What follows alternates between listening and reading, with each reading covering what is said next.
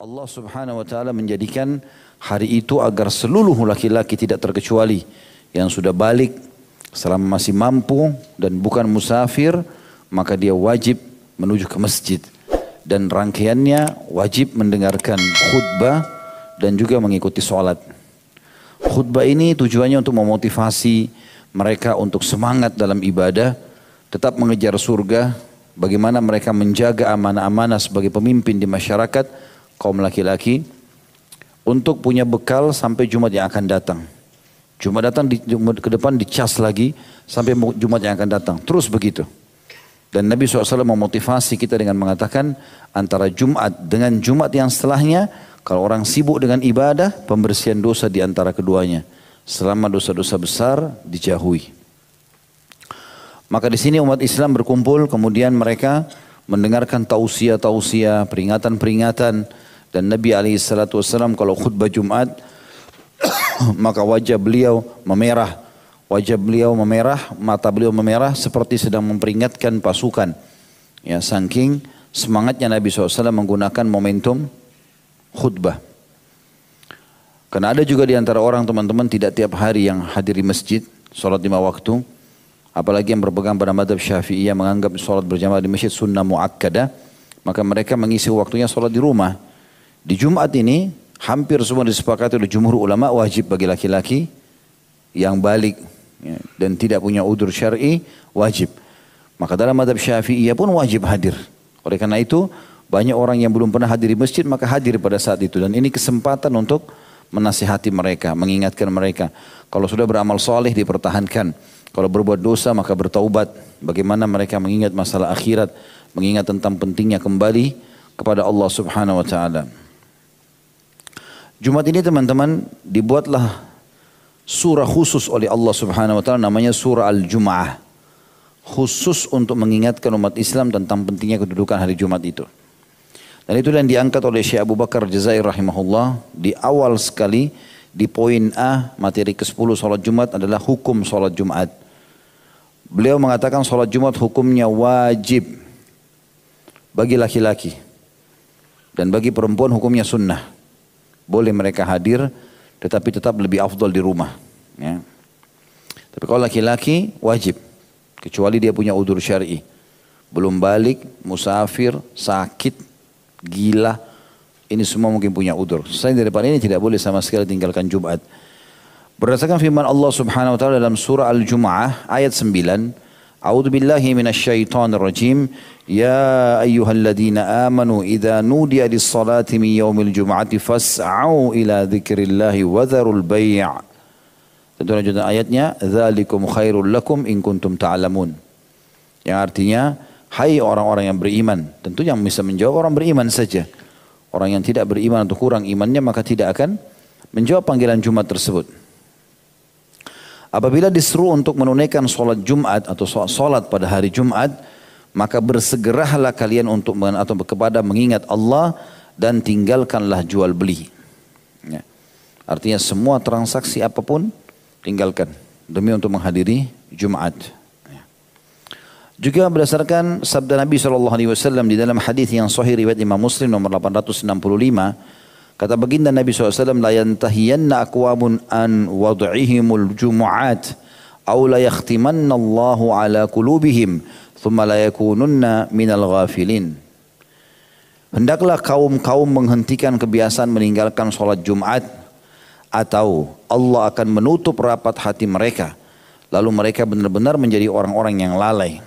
Artinya ancaman dari Nabi SAW, kalau orang sengaja meninggalkan Jumat tanpa udzur, hatinya tertutup, tidak akan mendapatkan hidayah.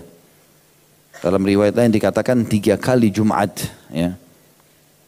Ini menandakan memang betul-betul ancaman dan kita sudah tahu kita bisa membedakan itu dosa besar atau tidak karena adanya ancaman. Laknatkah, ancaman masuk nerakakah, siksa kuburkah, atau seperti ini ya, hati yang dilalaikan dan segala macam.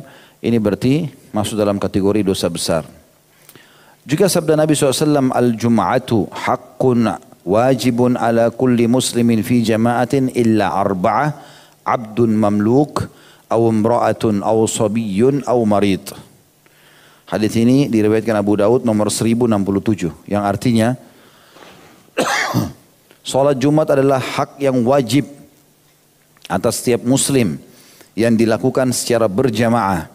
Kecuali 4 orang yang tidak diwajibkan. Maksudnya jadi sunnah hukum mereka. Yaitu hamba sahaya, yang kedua wanita, yang ketiga anak kecil, dan yang keempat orang sakit. Dalam riwayat yang lain ditambahkan Imam Ahmad dan musafir.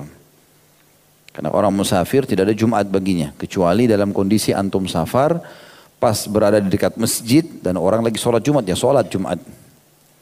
Tapi kalau tidak dalam perjalanan tidak ada masalah. Gugurlah Jumat bagi orang-orang yang musafir dan mereka bisa ganti dengan Jumat. Poin B-nya, hikmah disyariatkannya sholat Jumat. Adapun di antara hikmah disyariatkannya sholat Jumat adalah mengumpulkan orang-orang dewasa yang mampu mengemban tanggung jawab di antara penduduk satu daerah atau suatu perkampungan setiap minggu di suatu tempat untuk mengetahui setiap ketentuan dan keterangan yang berkaitan dengan hal-hal yang ditemukan dan peristiwa yang terjadi yang diutarakan oleh imam kaum muslimin dan khalifah mereka yang terkait dengan kemaslahatan urusan agama dan dunia mereka. Jadi untuk memperingatkan tadi saya bilang mengecas iman-iman kita kaum laki-laki yang merupakan pemimpin di masyarakat selama seminggu ke depan. Terus begitu. Juga mereka dapat mendengar anjuran serta peringatan, janji serta ancaman Allah yang Maha Suci dan Maha Pemurah yang dapat membangkitkan semangat mereka dalam menunaikan sejumlah kewajiban mereka serta mendorong mereka supaya menunaikannya dengan sungguh-sungguh dan penuh ketekunan selama 1 minggu. Hikmah-hikmah tersebut dapat terlihat nyata bagi orang yang mau merenungkan sejumlah persyaratan serta kekhususan sholat Jumat. Karena di antara persyaratannya terkait erat dengan keberadaan satu perkampungan, satu jamaah, satu masjid dan persatuannya. Kemudian keberadaan khutbahnya yang disampaikan khalifah atau penguasa diharamkannya berbicara saat pelaksanaannya sedang terjadi, maksudnya khutbah, serta gugurnya kewajibannya dari seorang hamba sahaya, wanita, anak laki-laki dan orang sakit. Mengingat membebani mereka dengan kewajiban tersebut dipandang tidak sempurna dan mereka tidak termasuk orang-orang yang juga atau yang mampu menunaikan sejumlah tanggung jawab serta beberapa kewajiban disampaikan di atas mimbar. Jadi hikmahnya sangat luas. Kenapa sholat Jumat itu dilakukan? Ya. Poin C-nya, keutamaan hari Jumat. Hari Jumat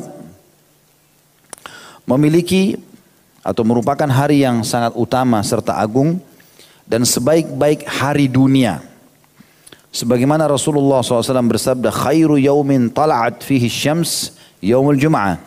Fihi wa fihi khulika Adam alaihi salam wa fihi udkhilal jannah wa fihi udkhila ilal jannah wa fihi ukhrija minha wa la taqumus sa'atu illa fi yaumil jum'ah. Sebaik-baik hari yang di dalamnya matahari terbit atau hari dunia maksudnya. Dari awal diciptakan sampai hari kiamat nanti. Ialah hari Jumat. Di mana pada hari itu Nabi Adam alaihissalam diciptakan. Dimasukkan ke dalam surga. Dikeluarkan dari surga. Dan kiamat tidak akan terjadi kecuali pada hari Jumat. Hadis ini sahih riwayat Muslim nomor 854. Jadi sudah semestinya mengagungkannya dengan mengagungkan Allah subhanahu wa ta'ala. Memperbanyak amal soleh dan menjauhkan diri dari segala keburukan. Kita masuk lebih dalam teman-teman sekalian poin D-nya. Etika dan hal-hal yang patut dilakukan pada hari Jumat oleh orang yang akan menghadiri sholat Jumat. Sekarang kita sudah masuk kepada pelaksanaannya. Kita sudah sebutkan tentang hukumnya wajib. Kita sudah sebutkan tentang hikmah disyariatkannya. Dan kita juga sudah sebutkan keutamaannya hari Jumat. Sekarang saya mau kerjakan sholat Jumat. Apa yang harus saya lakukan? Yang pertama, mandi bagi setiap orang yang akan menghadiri sholat Jumat. Dan ini hukumnya wajib.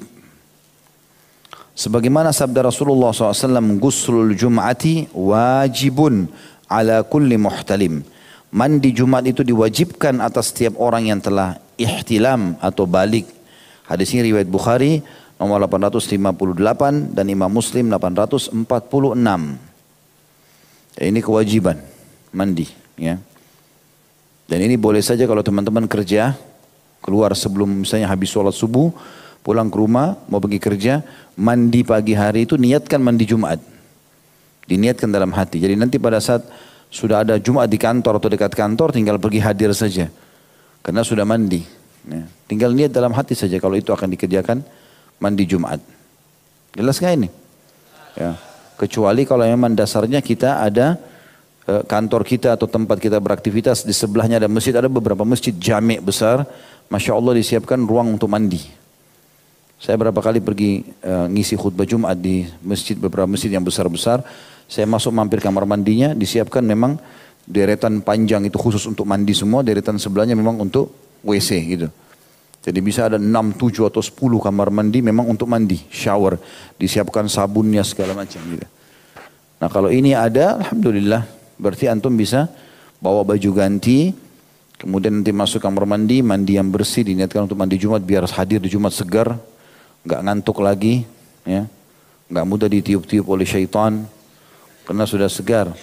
Ini baru masuk bertanding ruku semua, tapi bukan ruku sholat, rukunya goyang-goyang lagi.